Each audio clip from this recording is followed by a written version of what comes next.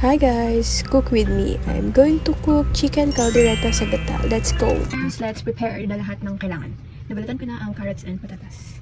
Now, ginaya ko lang ito guys sa TikTok University. So, marinate yung chicken sa toyo and calamansi.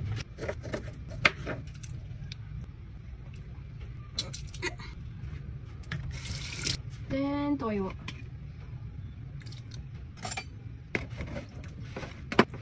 Ang hirap. Pwede naman kamayin eh.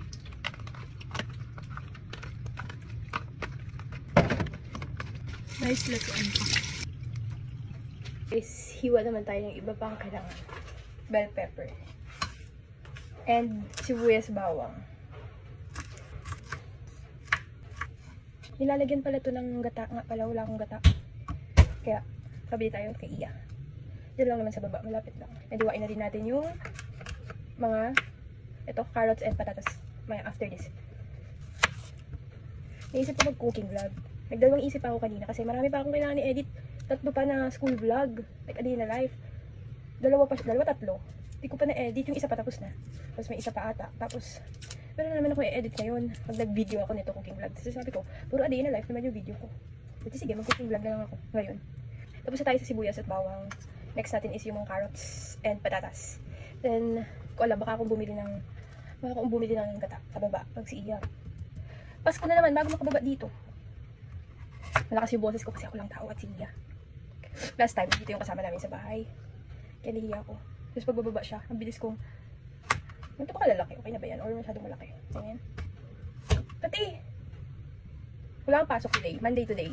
Sana ma-upload ko siya mamayang gabi. So Monday today, wala akong schedule. So bukas may pasok ako. Pero, sana ka. Joke. Kanina lakas ang ulan dito.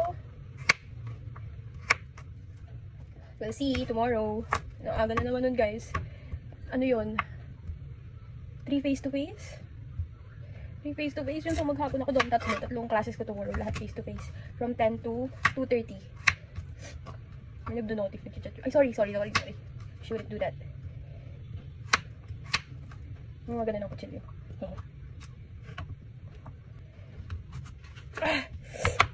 Hirap.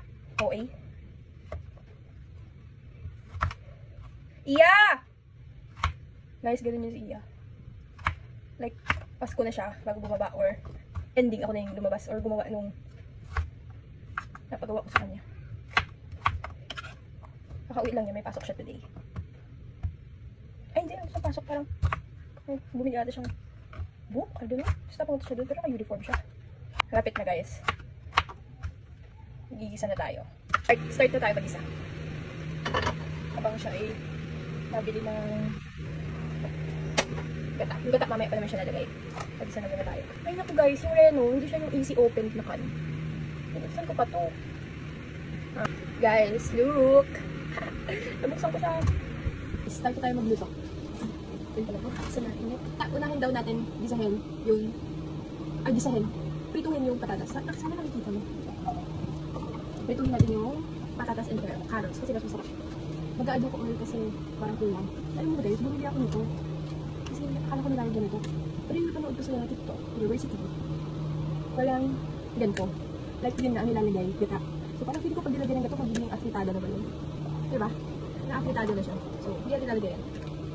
Ito lang, tomato paste and gata and Reno para maging caldereta. So, let's see. Gusto ko pa siya maging ng yung peanut butter. Pero so, takot ko kasi baka magkapulpusa naman ako. Tagal ko na hindi ko makain mali. Last nakain ko naman yung last year. Yung sa Philcoa ko pa yung binili. Like, pabalik-balik pa ako sa LTU. Kumukuha ang mga requirements. Ang bango niya, so napabili ako. Tapos, after ng ilang days, ang mga pimples dito, like, sobrang ano nila, sobrang active. Basta sobrang nila. First time ko natupag pala ganun ko guys. Kaya, yun na, talagang kumakain naman. Minsan naisip ko, try ko nga ulit. Kasi ang bango diba yung mga mali sa tabi-tabi ang bango. Pero di ko na, baka totoo yun sa mali na ako na si Mary din, gano'n, sabi niya. Guys, nilaksan ko na yung apoy niya kaya mabilis. Sama ko ba yung bell pepper? Hi! Minute ko guys yan kasi mag-voice over tayo kasi nahiya ako mag-video. Kaya ayan, nagisa na ako ng sibuyas bawang. Sinunod ko ang manok. Hinantay ko lang mag-brown ng konti. Tapos nilagay ko na yung tomato paste. Hinantay ko lang maluto yun, guys. Kasi mas masarap daw pag niluluto ng konti yung tomato paste. And then, sinunod ko ang paminta, bell pepper tuloy. Yan, nilalo ko lang. Hinantay ko lang maluto yung tomato paste ulit-ulit. And then, yan, hinantay ko lang mag-simmer. And, sinunod ko na yung pinagbabara. Ayan, may natira pang maliit na chicken. Sinama ko na, syempre. And then, yan, simmer lang ulit. Pwede nang ulam yan eh. Then, reno. And alam nyo ba guys, nilagyan ko yan ng peanut butter pa rin. Sabi ko, wala namang mawawala. Baka nga lang magka-pimple ako. Ayan, nilagyan ko ng cheese. And guys, nilagyan ko din yan ng tomato sauce nung huli. Wala ulit video kagaya ng peanut butter. And nilagay ko na yung gata. Naparami rin, feeling ko naparami rin yung gata ko eh. Di talaga ako satisfied sa luto na yan guys. Talaga, promise. Yan, nilagay ko na yung carrots and patatas and bell pepper. At inantay ko lang kumulo. At yan, ang daming adjust niyan. Tapos nilagyan ko pa ng water, pero okay na yan. Kaya let's eat. Tapos ang kaldereta naman siya guys, masarap siya. Yun nga lang, hindi ako satisfied. Tapos, nalalasahan ko pa yung peanut butter na parami ata. Kaya hindi na ako mag-attempt. Apritada na lang next time.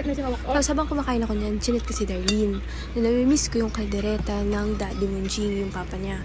So, I don't know kailan ko pa ulit matitikman yun. Sana sa Pasko, sa December. So, ayan. Naubos ko naman yung kanin ko. Masarap naman siya. Kasi nga lang ako. Ayun guys, magkaldereta na rin kayo. Pero wag niyong gayahin yung sa akin. Ayun lang. Thanks for watching.